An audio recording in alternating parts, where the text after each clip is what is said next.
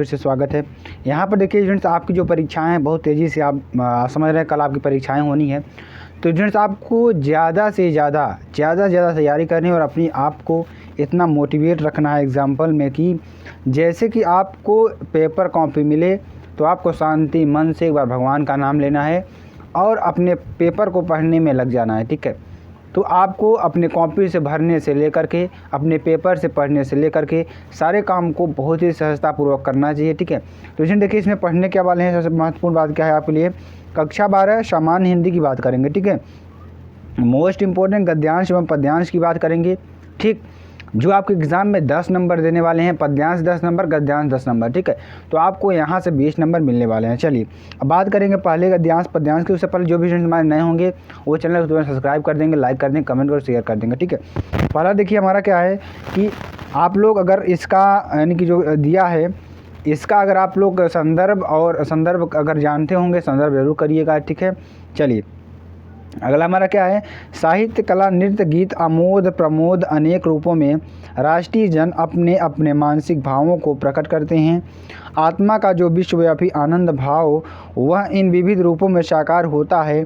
यद्यपि बाह्य रूप की दृष्टि से संस्कृति के बाहरी लक्षण अनेक दिखाई पड़ते हैं, किंतु आंतरिक आनंद की दृष्टि से उनमें एक सूत्रता है। जो व्यक्ति सहृदय है वह प्रत्येक संस्कृति के आनंद पक्ष को स्वीकार करता है और उससे आनंदित होता है। ठीक है, अब चलिए आगे आपको बताते हैं। यहाँ पे देखिए अगला क्या है, प्रस्तुत गद्यांश में लेखक ने स्पष्ट करने का प्रयास किया है कि वह किसी भी राष्ट्र के सुखद जीवन का आधार पारस्परिक सौहार्द एवं एकता की भावना होती है। यानी कि क्या कह रहा है इसमें, मेन तात्पर्य उसका क्या है कि उसने क्या कहा है कि अगर राष्ट्र के सुखद जीवन, राष्ट्र का जो सुखद जीवन आधार उसका पारस्परिक सौहार्द एवं एकता की भावना होती है। ठीक है, अगर आप राष्ट्र में एकता की भावना रखेंगे तभी आप सुखी जीवन व्यतीत कर सकते हैं। अगर आप दुश्मनी रखेंगे तो आप सुखी जीवन व्यतीत नहीं कर सकते हैं। ठीक है, चलिए यहाँ पर साहित्यिक सौंदर्य की बात करते हैं।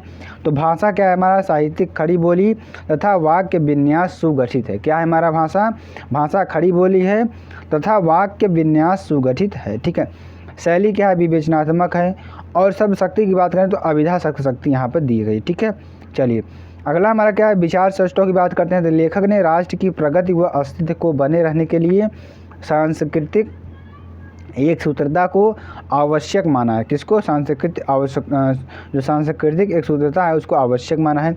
अब देखिए उपरोक्त गद्यांश को पढ़कर निम्नलिखित प्रश्नों के उत्तर दीजिए।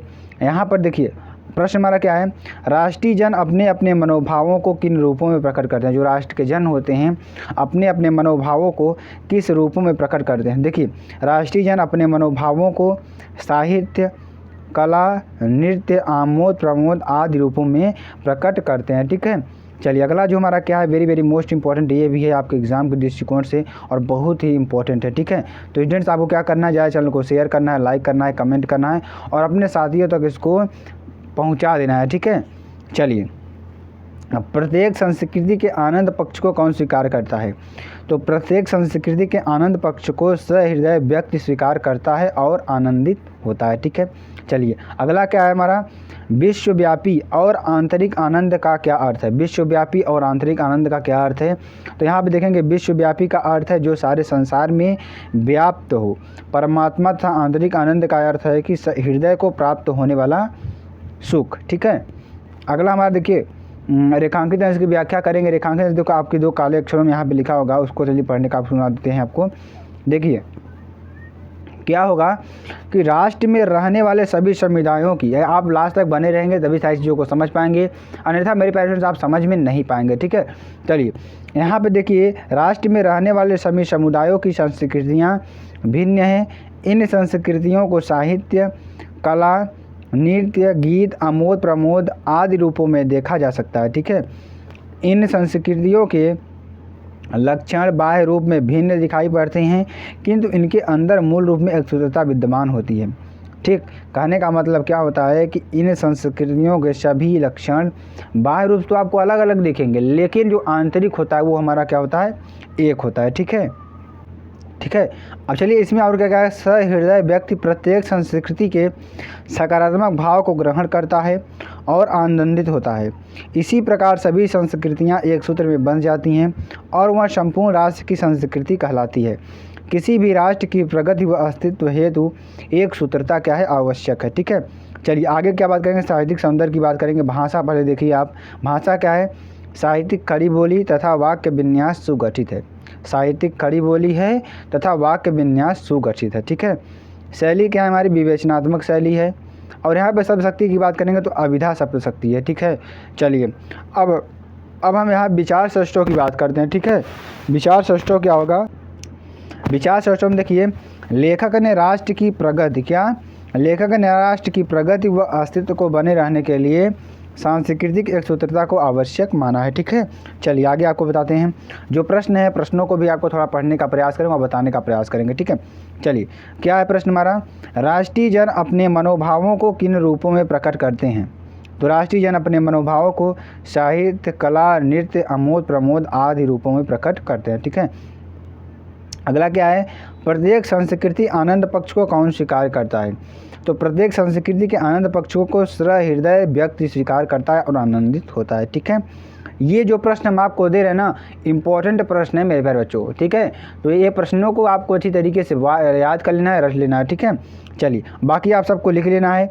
अब देखिए संदर्भ की बात जहाँ पे हम कर रहे थे ना, यहाँ पे देखिए प्रस्तुत पाठ का शीर्षक राष्ट्र का स्वरूप है तथा इसके लेखक कौन है, वासुदेव शरण अग्रवाल जी हैं। ठीक, तो ये आपको संदर्भ लिख लेना है। संदर्भ क्या लिखना है, प्रस्तुत गद्यांश हमारी पाठ्य पुस्तक हिंदी गद्य गरिमा से में संकलित राष्ट्र का स्वरूप नामक पाठ से लिया गया, जिसके लेखक कौन है हमारे, वासुदेव शरण अग्रवाल जी हैं। ठीक, चलिए अगला प्रश्न देखिए, वेरी वेरी मोस्ट इंपॉर्टेंट ये भी है।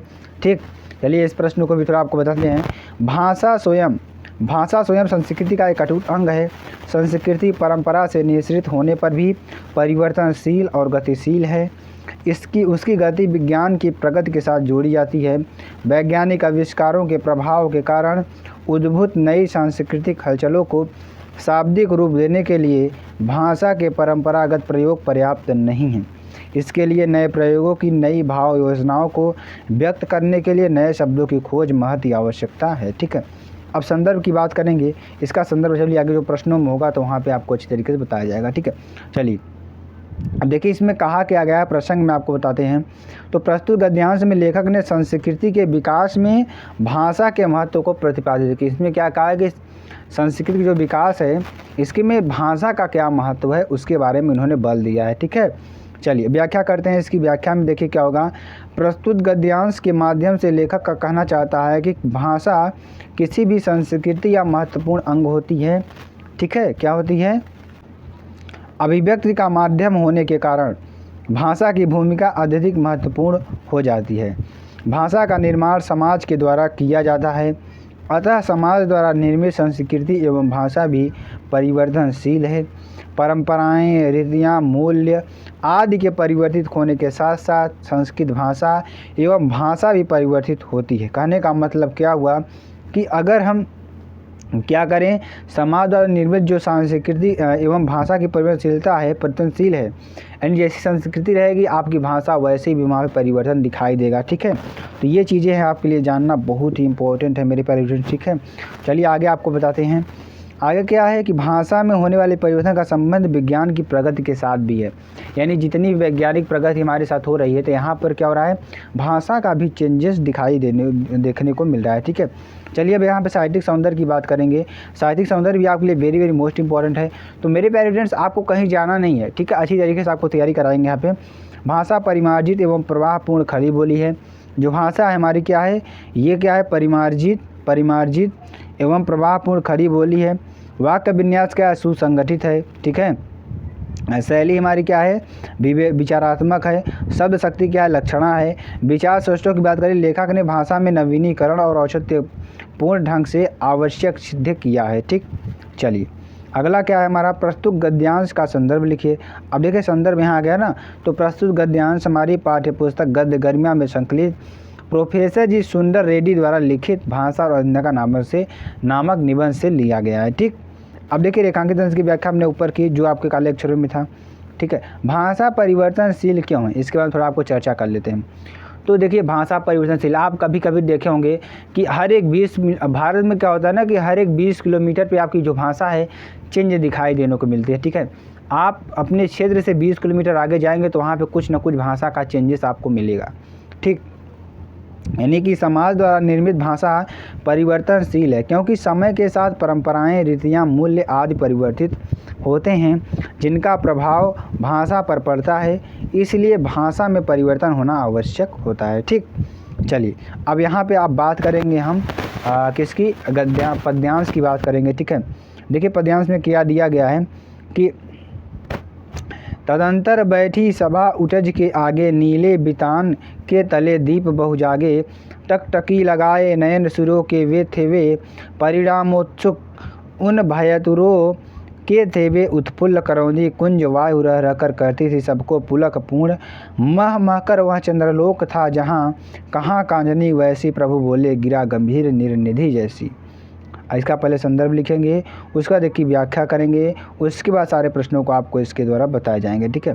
यहाँ पे देखिए संदर्भ की बात करेंगे तो प्रस्तुत पद्यांश हमारी पाठ्यपुस्तक काव्यांजलि में संकलित राष्ट्र कवि मैथिली शरण गुप्त द्वारा रचित कैकेयी का अनुताप शीर्षक से लिया गया है। प्रसंग की बात करेंगे तो प्रस्तुत पद्यांश में जो पंचवटी की प्राकृतिक छटा का मनोहरी वर्णन किया गया है, ठीक।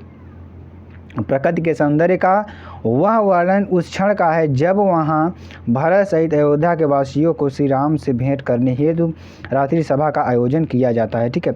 अब व्याख्या की बात करें, व्याख्या में देख लीजिए आपको, भरत सहित अयोध्या वासियों के पंचवटी पहुँचने के पश्चात, जब भरत और उन जो अयोध्या वासी थे उनके पंचवटी पहुँचने के पश्चात रात्रि में श्री राम की कुटिया के सामने सभा बैठाई गई।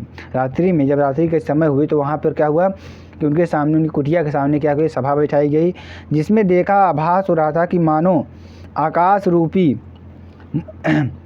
मंडप के नीचे बहुत से तारे रूपी दीपक जगमगा रहे हों। सभा में लिए जाने वाले महत्वपूर्ण निर्णय का परिणाम जानने के लिए उत्सुक देवतागण भी यहाँ तक एकटक नजरें उड़ाए हुए थे। सभी एक बात को लेकर भयभीत थे, कहीं भरत के आगमन पर श्री राम कुछ और ही अर्थ निकालकर कोई कठोर निर्णय न कर ले। यहाँ प्राकृतिक सौंदर्य अनुपम था, खिले हुए करौंदे पुष्प के भरे हुए बगीचों में रह रहकर आने वाली मंद मंद शीतल व सुगंधित पवन यहाँ उपस्थित लोगों को पुलकित कर रही थी, ठीक है। अब देखिए जो रेखांकित था उसकी व्याख्या करेंगे तो वहाँ ऐसी मनोहर चांदनी छिटक रही थी जिसका अन्यंत्र मिलना दुर्लभ है, ठीक। वह सभा चंद्रलोक सी प्रतीत हो रही थी। अलौकिक दृश्यों से परिपूर्ण वह शांत सभा में श्री राम के सागर सदृश अति गंभीर स्वर में बोलना प्रारंभ किया। काव्य सौंदर्य की बात करते हैं, भाव पक्ष में देखिए आपको क्या दिएगा।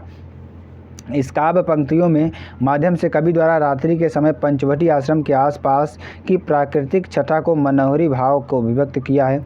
रस शांत है। यहाँ पे कला पक्ष की बात करेंगे तो भाषा क्या है, परिस्थिति खड़ी बोली, शैली प्रबंधात्मक, छंद मलिनी, ठीक है, मालिनी। अलंकार की बात करेंगे, उपमा अलंकार, पुनरुक्ति, प्रकाश, रूपक एवं अनुप्रास, ठीक है। गुण की बात करेंगे, प्रसाद गुण। सब शक्ति की बात करेंगे, अभिधा एवं लक्षणा है, ठीक है। चलिए अब इसमें कुछ उत्तर आपको दिए जाएंगे, उस उत्तर को आपको लिखना है। तो प्रस्तुत पद्यांश क्या है हमारा, कैकेयी अनुताप से लिया गया है। इसके रचयिता कौन है, मैथिली शरण गुप्त जी हैं।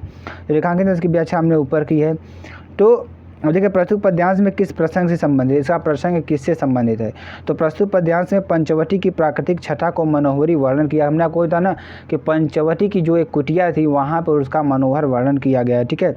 प्राकृतिक सौंदर्य का वर्णन क्षण का है जब यहाँ भरत के साथ अयोध्यावासियों को श्री राम भेंट करने के लिए रात्रि सभा का आयोजन किया गया था, ठीक है। चलिए अब देखिए आगे क्या है हमारा, आगे आपको बताते हैं यहाँ पे, ठीक है। क्या है हमारा, उत्फुल्ल करौंदी कुंज वायु रह रहकर पंक्ति आशय स्पष्ट कीजिए, ठीक है। तो प्रस्तुत पंक्ति में आशय है कि पंचवटी का प्राकृतिक सौंदर्य अनुपम था। खिले हुए करौंदे पुष्पों से भरे हुए बगीचों से रह रहकर आने वाली मंद शीतल व सुगंधित पवन वहां उपस्थित लोगों को पुलकित कर रही थी, ठीक।